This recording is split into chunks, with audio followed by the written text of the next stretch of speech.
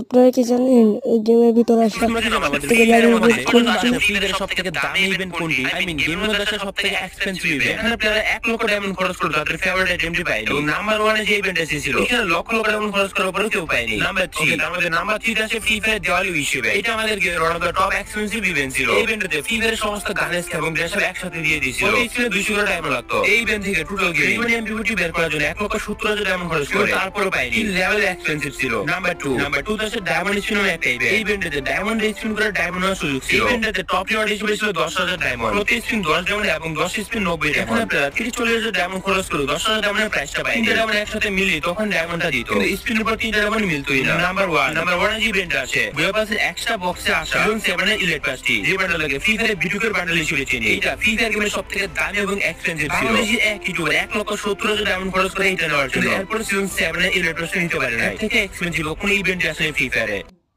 বেশ তোমরা কি জানো আমাদের ফ্রি ফায়ার কাস্টমার যারা আমার ওল্ড সাবস্ক্রাইবার আছে এবং আমাকে থেকে আমার ভিডিওগুলো দেখে তারা কিন্তু জানো রোস্টেড গেমিং যারা আপু কিন্তু আমার স্কোয়াডমেট ছিল।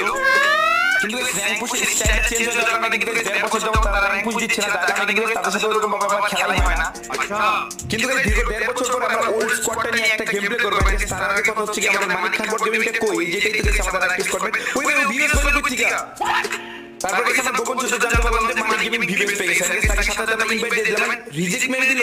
কেন ভাইয়া এগুলো কথা ভিএস পাওয়ার পর আমরা ভুলে গেল নাকি? তারপর আবার ইনভাইট আবার রিজেক্ট ভাই ভিএস পাওয়ার পর মানিক খান বোর্ড গেমিং আমাদের ভুলে গেল। এটা কি কোনো কথা? আমরা আবার তাকে ইনভাইট দিলাম, তারপর আবার রিজেক্ট মেরে দিল।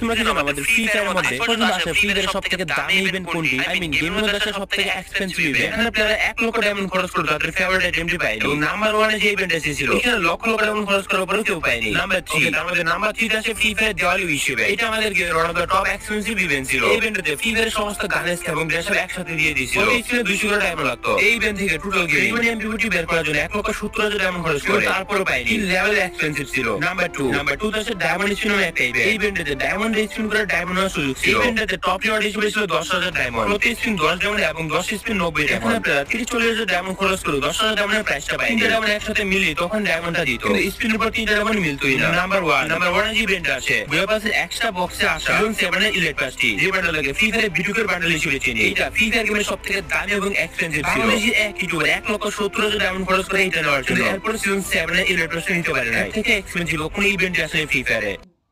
বেশ তোমরা কি জানো আমাদের ফ্রি